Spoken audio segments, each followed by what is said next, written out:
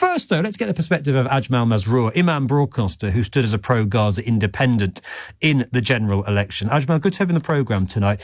This latest statement from the police, they are going to take it far more seriously if people chant globalise the intifada. What do you make of it? Is that the right decision? I don't think it is the right decision, because we need to look at the context as well as the reason why people would make outrageous slogans.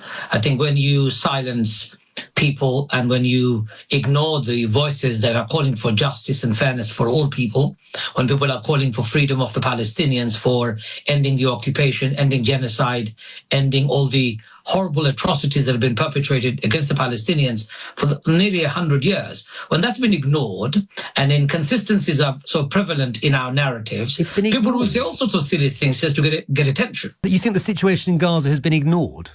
Yes, pretty badly, including by many media stations. I think we've discussed it more than any other issue on this show, and probably on LBC collectively in the last 3 years. I didn't name your station. No, you were quite defensive. It's been front page news on pretty much every newspaper almost every week over the last 3 years. How has it been ignored? I think you need to understand the perspective. The reports after reports have found that the media reporting has been biased. Media reporting has been skewed towards supporting one side and ignoring what's happening to the Palestinians. Look, nearly 60,000 Palestinians have been butchered, bombed to bits by the Israeli army. How much of that has been really condemned? And when we have seen Hamas do their terrorist activities, it dominates the conversation. We need to be fair, and I'm very fair here, Ben. I call for justice and fairness for everybody, whether you're Muslim, Jew or Christian, I don't care. All right. What do you make of people walking through the streets of Manchester or Oxford or Bristol or Leeds, Manchester, London, chanting globalise the intifada? What do you make of that slogan in particular? They're very angry. They're very upset that none of us are taking it seriously. Britain, who created the mess in the first place by giving away Palestine to a European Zionist movement, a group of people who did not belong to Palestine. Again, can we focus on that phrase? Because that's the subject. I'm coming to the phrase. I'm saying, why are they saying this? They're saying it because they're angry. They're saying it because they're upset. They're saying it because nobody's listening. So they're making outrageous comments and statements. I don't necessarily say anything like that. I go to marches. I say what I believe to be fair, just and proportionate. And if people say things which are stupid, then of course the law is there to protect people. I'm saying let's look at the bigger picture. If we brought justice for the Palestinians, these discussions won't be even happening today. Well, they would, because there would still be anti-Semites who want to harm Jews, wouldn't there? And there will also be lots and lots of people who will be racist, will be Islamophobic. We'll have to deal with them, of course, collectively. Yeah, but yes, absolutely. I'm not quite sure why every time anti-Semitism is mentioned, some people need to say, yes, and Islamophobia too. They're both major problems, of course they are. I'm slightly questioning your point that actually if the Palestinian people are no longer oppressed, then anti-Semitism goes away, because anti-Semitism long precedes the creation of the State of Israel. What does that phrase mean to you, Ajmal? Globalise the intifada.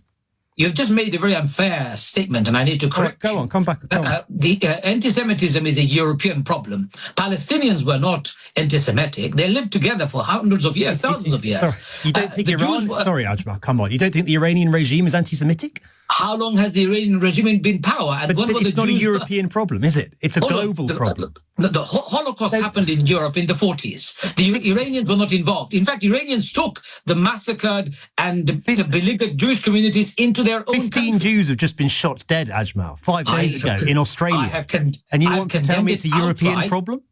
I have condemned it outright, and I've said 60,000 Palestinians have been killed by the bombs of Israel, as well as, 100,000 Yemenis have been killed, thousands of Sudanese have been killed. My point is very simple, Ben. What is your... We have to be consistent in our call for justice. And I asked you, the question I asked you was, what do you interpret the chant, globalise the intifada, to mean? I don't understand what that means in reality, because it's a slogan that... So how can you oppose people being arrested for chanting something that you don't know what it means? Because a lot of people think it means kill Jews across the world. I'm coming to it very clear. Intifada was glorified, celebrated by our media, our British government, when people like Yasser Arafat was leading it. We were talking about how amazing the Palestinians are for resisting it. Now the very word Intifada is being criminalised. These yo-yo between words that are defined one day and redefined another day, we're confused by this kind of crazy switch between definitions. What I do believe in, and that is, we must end occupation. And when there is an occupied land, people who are occupied have the right to resist. We can't deny them their basic right to resist, basic right to free their land against occupation, against racism, against massacre, against brutality and genocide. By that? What do you mean by the right to resist? What does that mean in practice? That they can. So, for example, if somebody, I'll give you a good example. If Scotland decided en masse to make a claim on England and came and occupied your house, my mother and my father and my brothers and sisters are kicked out, you and I would have every right to defend ourselves, to protect my home. Was the 7th of October defensive? I don't know what you're saying, Ajmal. 1948, 750,000 Palestinians were kicked out of their homes. That wasn't what I asked. 1967, hundreds and thousands of Palestinians have been massacred. Sabra and Shatila. Do you want me to give you a list? This is where we get. Every single time we try and talk about violent incitement of violence against Jews, people like yourself come on. You say, but what about Gaza? What about Palestine? As if both things can't be true. As if both things can't be true. I think you're being unfair. I'm not being I'm saying... Because you tried to make this entire conversation about the plight of the Palestinian people, which is a very legitimate plight, don't get me wrong. But we are talking this hour about another very legitimate plight, which is the plight of Jewish people who fear for their lives right now because of people walking through the streets of London saying things like "Globalise the Intifada." Guess what? During the Bondi Beach massacre that happened only the other day, a Muslim risked his life. His name is Ahmed. Yeah, a hero. But you just but you think it's a European problem? No, hold on. It's not a hero only. That's what Islam teaches me. Muslims are by their faith instructed to defend human rights of all people. Jews, Christians, and maybe someone should have a word with the Ayatollahs in Iran. The Ayatollah isn't representative of Islam, by the way. I'm not saying it is. But I'm not saying it is. Don't throw in Ayatollah when I'm discussing it with you. I'm not an Ayatollah. I'm a Muslim from London. I'm Muslim from London, I'm an Imam, and most importantly, I'm saying something very simple. What does Quran say? Because Islam has a very beautiful reference point. Quran says, anybody who calls for violence, anybody who calls for aggression, anybody who violates other people's rights, they're breaking the Islamic rules. So people chanting to globalise the Intifada are not just breaking the laws of the land now, but they are also breaking the laws of your faith, Ajmal, if what you're saying is correct. Thank you very much for coming on. Ajmal Masroor, Imam broadcaster who stood as a pro-Gaza independent in the general election.